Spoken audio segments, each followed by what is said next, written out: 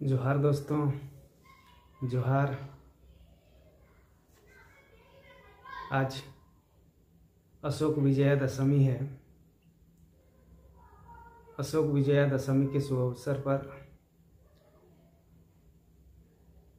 सबको हार्दिक बधाई।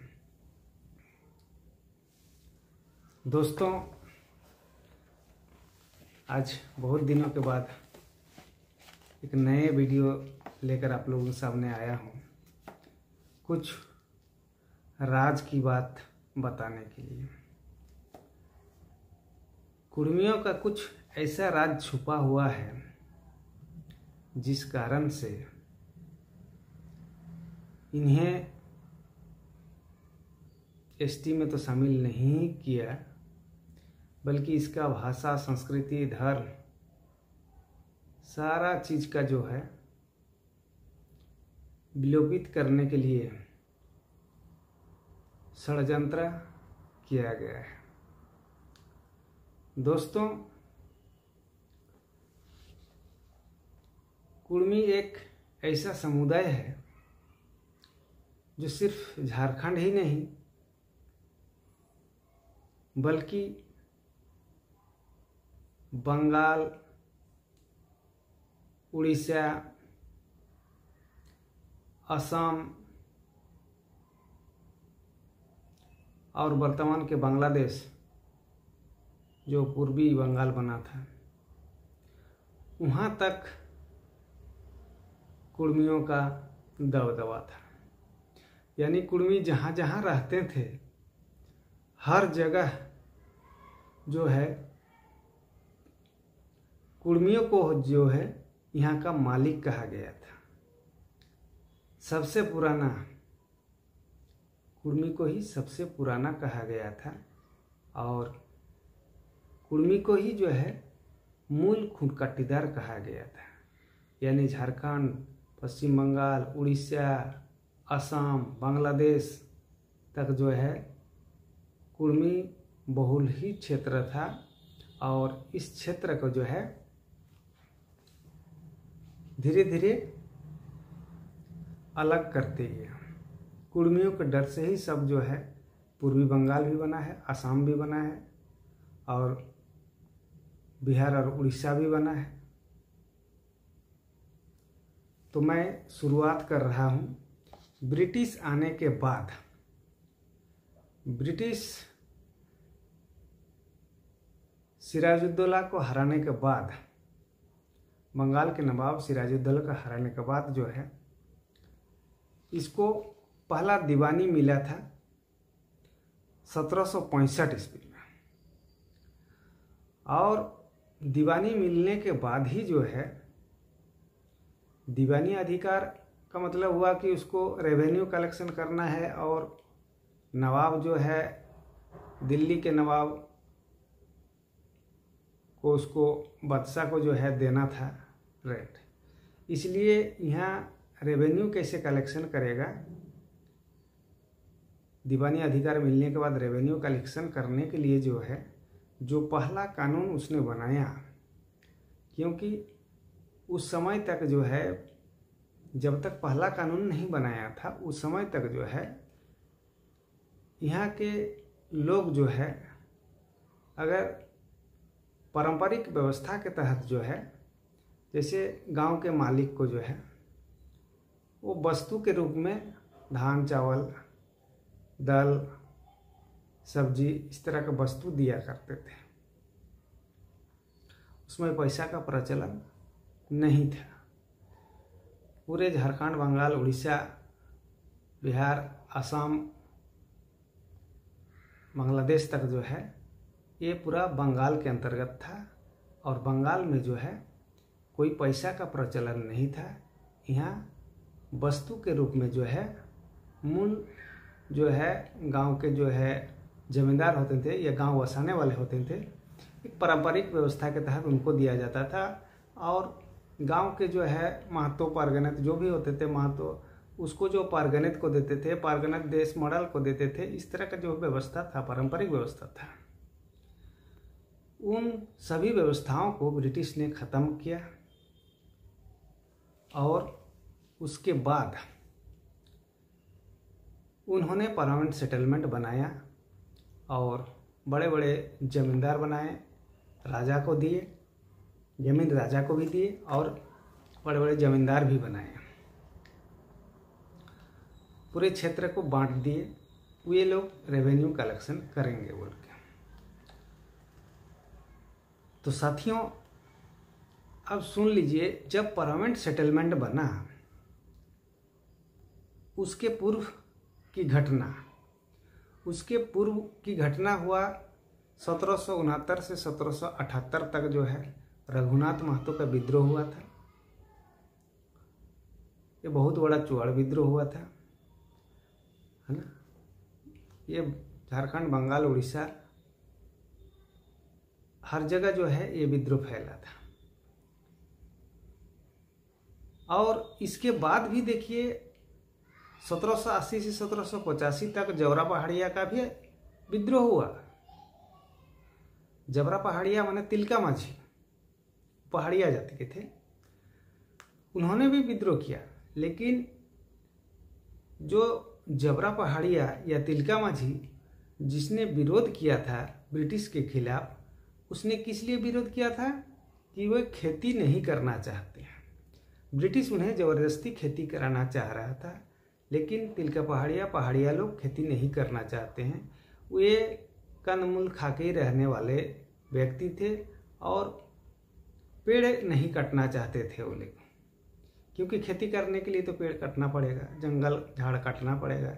वे इस काम को नहीं करना चाहते थे, इसलिए जबरा पहाड़िया ने, जो तिलका माझी है, उन्होंने विद्रोह किए थे।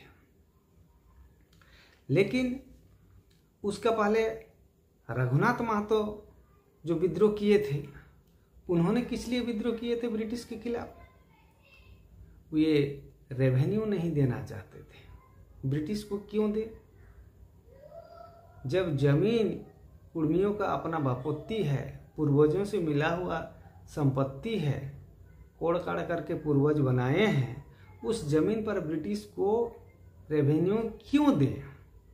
इसलिए विरोध किए थे। दोनों विरोध में अंतर है। अब बोलिए इसका क्या प्रमाण है? क्योंकि इन दोनों विद्रोह के बाद ही जो है परमानेंट सेटलमेंट ब्रिटिश ने किया। परमानेंट सेटलमेंट किया राजाओं के साथ और बड़े बड़े जमींदार बनाकर किया। पूरे क्षेत्र को जो है बांट दिए उन लोगों को और उन्हें रेंट कलेक्शन करने के लिए दिए, और उसके बदले में राजाओं को और जमींदारों को कुछ हिस्सा दी जाती थी। बाकी ब्रिटिश अपने पास ईस्ट इंडिया कंपनी रखती थी और लोगों से रेंट कलेक्शन करने का जिम्मेवारी राजा और जमींदार का था। लेकिन इसी परमानेंट सेटलमेंट में यह है भारत का पहला कानून, लिखित कानून। इसी को कहा जाता है भारत का पहला लिखित कानून। और इस कानून के कारण ही जो है वस्तु के रूप में जो रेवेन्यू दी जाती थी, रेंट दी जाती थी या खजना दी जाती थी, गांव के छोटे छोटे जमींदार को, गांव के मालिक को दी जाती थी, ये सब खत्म कर दिया गया। उसी के तहत जो है राजा तक पहुंचता था। लेकिन उस वस्तु विनिमय को, वस्तु के रूप में दिए जाने वाले रेवेन्यू या रेंट को खत्म किया गया। उसके बदले में जमींदार और राजा से जो है पैसा के रूप में, रुपया के रूप में जो है एग्रीमेंट ब्रिटिश ने किया। अब ब्रिटिश को देना है रुपया, ये काम जमींदार और राजा का दायित्व बनता है कि वे लोग रेंट का कलेक्शन करें रैयतों से। लेकिन सभी रैयतों का रेंट कलेक्शन करने का अधिकार था सभी से, और राजा लोग और जमींदार लोग जो है, जो रैयत रेंट नहीं देंगे उनके ज़मीन को जो है किसी और को हस्तांतरित करने का भी अधिकार था। लेकिन एक्सेप्शनल इसी लॉ में किया गया था, सिर्फ कुर्मी के लिए। खुटकट्टी कुर्मी रैयत इसी परमानेंट सेटलमेंट में जो है कुर्मी को, एकमात्र कुर्मी को ही जो है खुटकट्टी कुर्मी रैयत लिखा गया है और इन्हें विशेष अधिकार उसी परमानेंट सेटलमेंट में दिया गया था कि कुर्मियों से जो है रेंट जो है आप नहीं ले सकते। जो ब्रिटिश ने थोड़ा बहुत तय किया उसी उतने ही जो है वो ब्रिटिश को देंगे, और ये राजा और जमींदार जो है इनसे माने बढ़ोतरी करके जो है रेंट नहीं ले सकते हैं, और ना ही कुर्मियों का जमीन को किसी और को हस्तांतरित कर सकते हैं। जैसे कोई कुर्मी अगर नहीं दिए रेंट तो उसका जमीन को किसी और को, थर्ड पार्टी को जो है ट्रांसफर नहीं कर सकता जमींदार और राजा। इसमें बैंड लगाया गया था इसी परमानेंट सेटलमेंट में, और एकमात्र कुर्मी को ही जो है मूल खूंटकटीदार यहाँ का कहा गया, और जितने भी ट्राइब है किसी को भी जो है खूंटकटीदार नहीं कहा गया। क्यों? क्योंकि कुर्मियों का जमीन जो है वे पूर्वजों का जमीन था। वे प्राचीन काल से जो है पारंपरिक रीति रिवाज से जो है अपना जमीन को हस्तांतरित करते, परिवार में हस्तांतरित करते हुए आ रहे थे। इसलिए ही जो है कुर्मियों का जमीन को किसी और को हस्तांतरित ब्रिटिश ने नहीं किया, और किसी को करने का अधिकार भी नहीं दिया।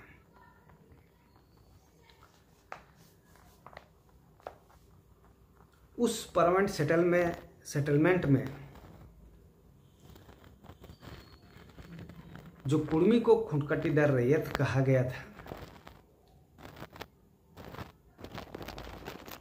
उस समय से जो है खूंटकटीदार शब्द कुर्मियों के लिए 1908 तक लागू था, और इससे जो है कभी भी जो है जमीन ट्रांसफर नहीं किया जा सकता है। ये कानून व्यवस्था था। बाकी जितने भी ट्राइब हैं, जितने भी रैयत हैं, सबका जमीन हस्तांतरण होता था। रेंट नहीं देने पर सबका जमीन हस्तांतरण कर सकता था। इसका अधिकार राजा को और जमींदार को दिया गया था।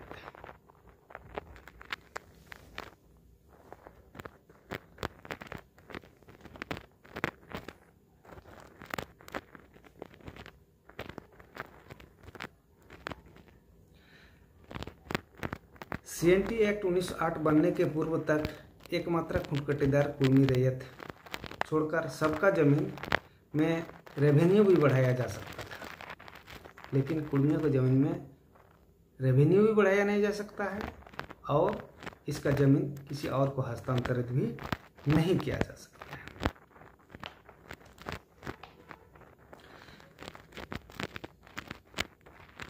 इसका जिक्र जो है, जब भारत में कोई सेंसस नहीं हुआ था,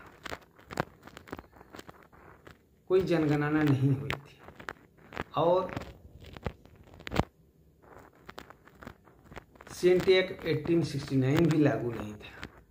दोस्तों, ये बात भी जानना चाहिए आप लोगों को कि CNT एक्ट 1908 के पूर्व भी जो है CNT एक्ट 1869 भी यहाँ लागू था।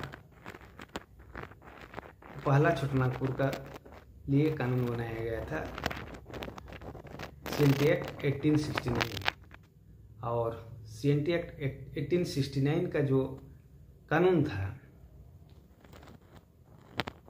ये बृहत छोटानागपुर के लिए था। उस समय बिहार, बंगाल, उड़ीसा के साथ साथ मध्य प्रदेश का कुछ इलाका या जो छत्तीसगढ़ है वो भी शामिल था। उस पर 1869 का CNT एक्ट लागू था, और उस CNT एक्ट के तहत राजा जमींदार किसी के भी जमीन को ट्रांसफर कर सकते थे। एक व्यक्ति का जमीन किसी दूसरे को दे सकते थे, और रेंट भी, जो खजना भी जो है अपना हिसाब से बढ़ा सकते थे। लेकिन शुरू से जो ब्रिटिश ने कानून बनाया था उसमें कुर्मियों को छूट दी गई थी। खूंटकटीदार कुर्मी रैयत का जमीन पर कोई रेंट नहीं बढ़ाया जा सकता, ना इसका जमीन को हस्तांतरित किया जा सकता। रेंट नहीं देने पर भी इसका जमीन को किसी और को हस्तांतरित नहीं किया जा सकता।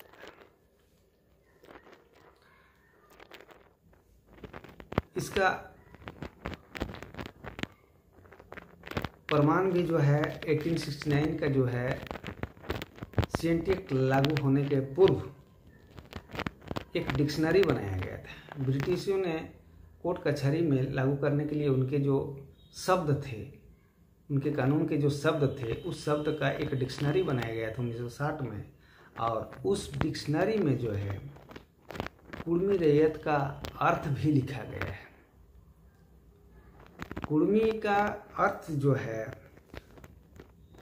एन एनसाइंट टेनेंट, एक प्राचीन टेनेंट, प्राचीन रैयत, बहुत प्राचीन। हु होल्ड्स हिज लैंड, उसका अपना ही संपत्ति है। Who holds his land by prescriptive right, prescriptive right, उसका जो है जमीन जो है पारंपरिक तरीका से ही जो है चले आ रहा है। उनका बहुत प्राचीन जमीन है कुर्मियों का। कुर्मी शब्द का अर्थ ही है जो है बहुत प्राचीन रैयत है। और इस प्राचीन रैयत के कारण ही जो है इनको विशेषाधिकार दिया गया था। जब भारत में पहला लिखित कानून बनाया गया था, ब्रिटिशों ने जो पहला लिखित कानून बनाए थे रेवेन्यू कलेक्शन करने के लिए, उस समय ही जो है कुर्मियों के बारे में व्याख्या किया गया था कि कुर्मी बहुत प्राचीन रैयत है, इनके पूर्वजों से पारंपरिक तरीका से मिली हुई इनका संपत्ति है, इसलिए कुर्मियों का जमीन पर ना तो रेंट बढ़ाया जा सकता है, ना इसका जमीन को कोई हस्तांतरित कर सकता है। कोई भी राजा या जमींदार जो जिनको रेंट कलेक्शन करने की जिम्मेवारी दी गई है, वो ये कभी ट्रांसफर नहीं कर सकते। इस तरह का कानून बनाया गया था।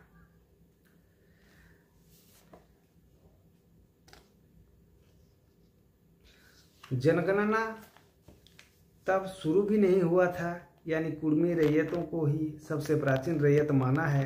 कुर्मी ही आदिम रैयत है। पूरे बंगाल का जो है, यानी उस समय के बिहार, बंगाल, उड़ीसा, असम और बांग्लादेश वर्तमान, इस क्षेत्र का जो है ये आदिम रैयत है कुर्मी। और आदिम का मतलब ही है जो है आदि बुनियाद या आदिवासी, यानी ओरिजिनल आदिवासी। अगर देखा जाए तो ओरिजिनल आदिवासी सिर्फ कुर्मी ही है इस क्षेत्र का, और ये मूल खूंट कट्टीदार है। भले ही 1908 में कुर्मियों का नाम को महतो कर दिया और उसमें मुंडा और पाहन को भी खूंट कट्टीदार रैयत का, मुंडा कूट, पाहन कूट, महतो कूट, इस तरह का करके जो है मिली जुली मिला दिया। ये एससी रॉय ने किया है। सीएनटी एक्ट में जो है इस तरह का जो है मिलाने का काम किया गया है। उसका पूर्व में जो है, यानी 1908 के सीएनटी एक्ट बनने से पूर्व जितने भी कानून भारत में बने थे रेवेन्यू कलेक्शन करने संबंधी, उन सभी कानून में जो है कुर्मियों को छूट दी गई थी। कुर्मी को ही मूल खूंट कट्टीदार रैयत कहा गया है। दोस्तों, मूल खूंट कट्टीदार होने के कारण कुर्मी का क्षेत्र भी विशाल था। कुर्मी वर्तमान के झारखंड, बंगाल, उड़ीसा, असम और बांग्लादेश तक जो है कुर्मियों का संख्या था, बृहद संख्या कुर्मियों का था, जिस कारण से और इनके जमीन को हस्तांतरित भी नहीं कर सकता, राजा और जमींदार भी हस्तांतरित नहीं कर सकता।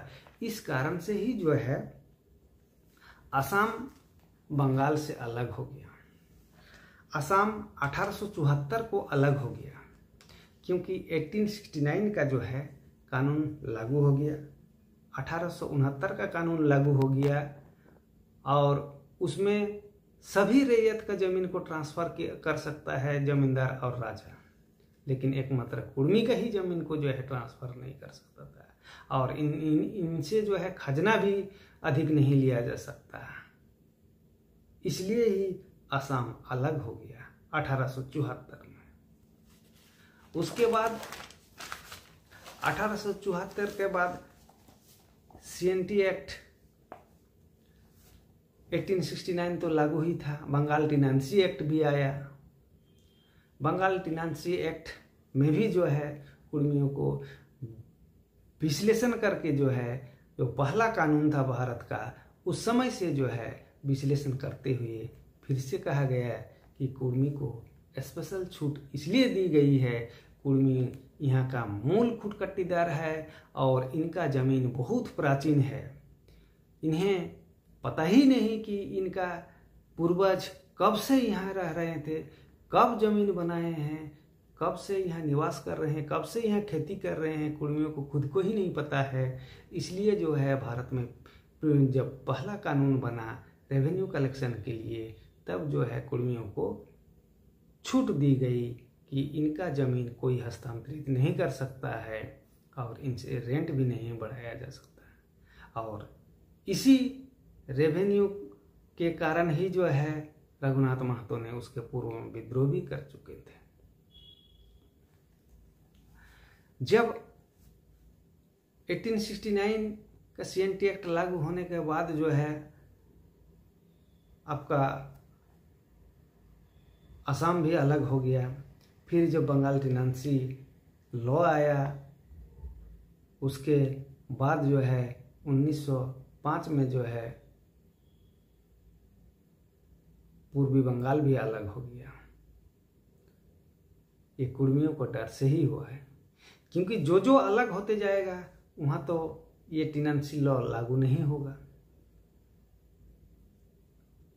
और कुर्मियों को जो अधिकार दिया गया है उस अधिकार से वे लोग वंचित होते जाएंगे, उस क्षेत्र को छोड़ दिया जाएगा। इसलिए असम भी अलग हुआ, बांग्लादेश भी अलग हुआ।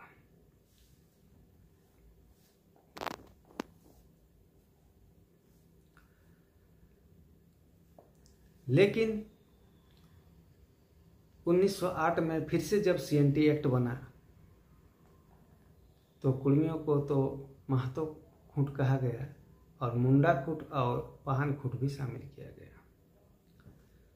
लेकिन 1908 में जब फिर से कुर्मी को जो है खूंटकट्टी कहा गया तो 1912 में जो है बिहार और उड़ीसा प्रोविंस को जो है बंगाल से फिर अलग किया गया। जब बिहार और उड़ीसा को बंगाल से अलग प्रोविंस बनाया गया और फिर 1913 में कुर्मियों को ट्राइब कहते हुए भारतीय उत्तराधिकार अधिनियम 1865 से भी इसको छूट दी गई। इसका अपना अलग परंपरा और रूढ़ी व्यवस्था है बोलकर इनको फिर से 1865 से भी छूट दी गई 1913 में। उसके बाद ही जो है बिहार और उड़ीसा मुसीबत में पड़ गया, क्योंकि फिर भी कुर्मियों को जमीन को हस्तांतरित नहीं कर सकता था। इधर CNT एक्ट 1908 में भी कुर्मियों को ओरिजिनल रखा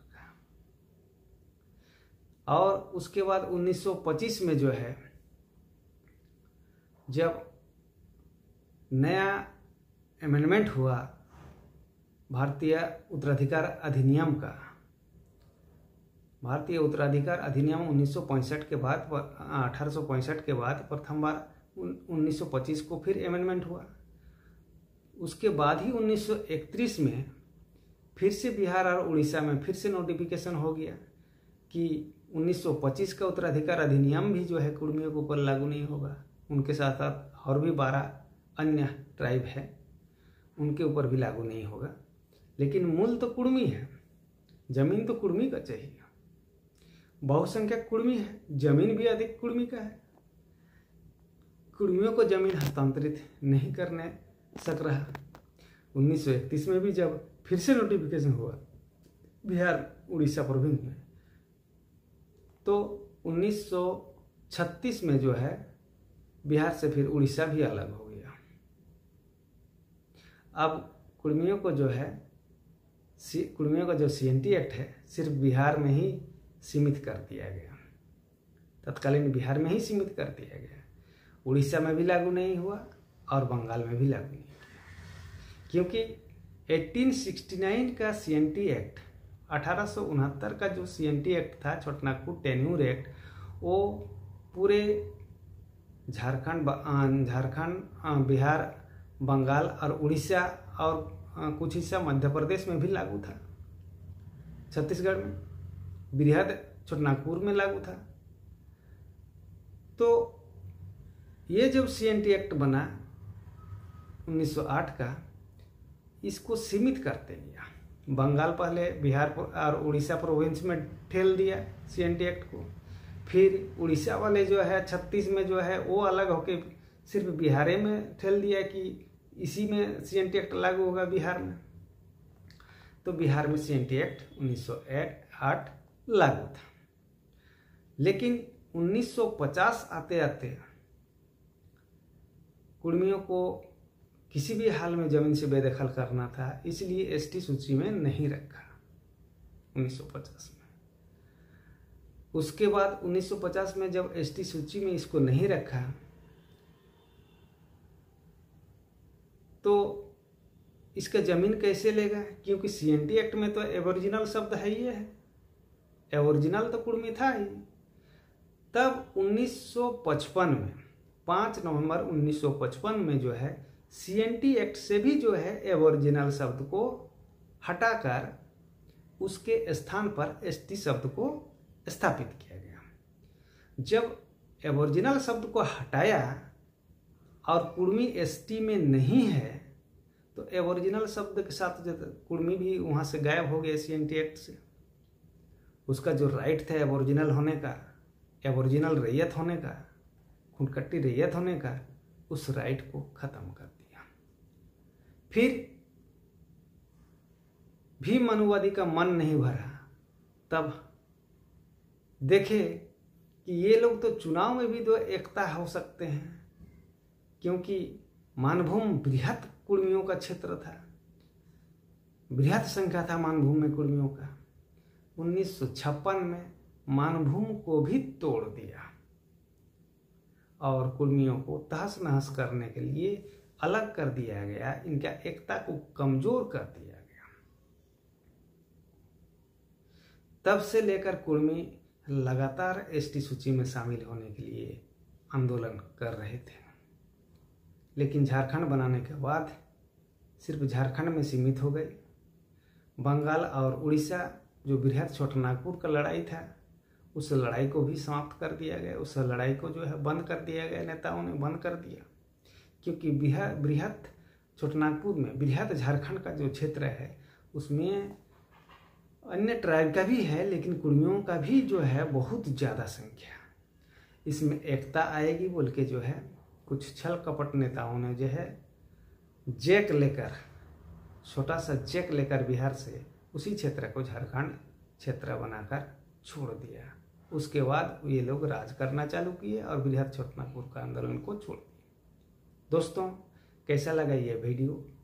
इस लड़ाई को, कुर्मियों का इस लड़ाई को झारखंड, बंगाल, उड़ीसा तीनों राज्य के कुर्मियों को एक साथ लड़ना होगा, और आज नहीं तो कल बृहद झारखंड में जितने भी और भी रैयत हैं, मूल निवासी हैं, सभी साथ देंगे और ग्रेटर छोटानागपुर का सपना भी पूरा होगा। धन्यवाद दोस्तों। कैसा लगा वीडियो?